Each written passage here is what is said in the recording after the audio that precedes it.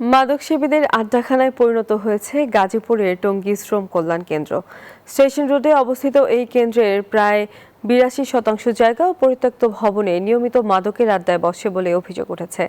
দীর্ঘদিন অব্যবহৃত অবস্থায় পড়ে থাকায় এই স্থানটিকে মাদকসেবীরা এখন প্রকাশ্যে মাদক সেবন সহ নানা অসামাজিক কর্মকাণ্ডে ব্যবহার করছে। সজীব হোসেনের তথ্যচিত্রে ডেস্ক রিপোর্ট।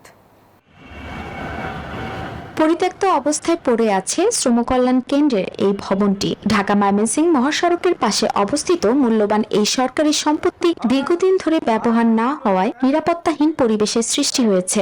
একজন নিরাপত্তা প্রহরী থাকার কথা থাকলেও তিনি বর্তমানে অন্য একটি সরকারি দপ্তরে সংযুক্ত রয়েছেন।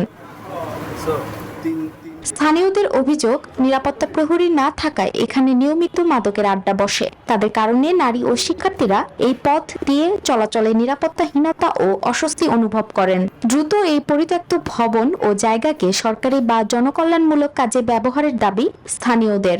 কিশোর গ্যাং এখানে মাদক আড্ডায় লিপ্ত থাকে, তো সেক্ষেত্রে মেয়ে মানুষ বিব্রত হয়, অনেক সময় ইফটিজিং এর শিকার হয়। এটা তাদের পার্মানেন্ট একটা জায়গার মতো হয়ে গেছে যে তারা এখানে মাদক গ্রহণ করে। এটা যে কোনো নাগরিক কল্যাণের জন্য যেন এটা ব্যবহার করা হয়।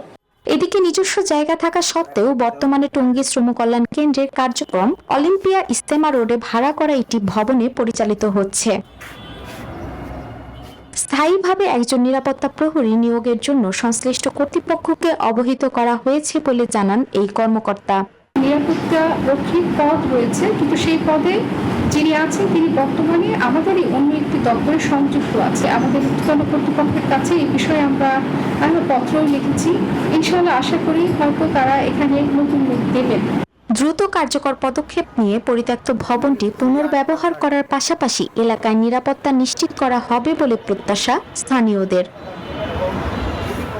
Desk report, news 24।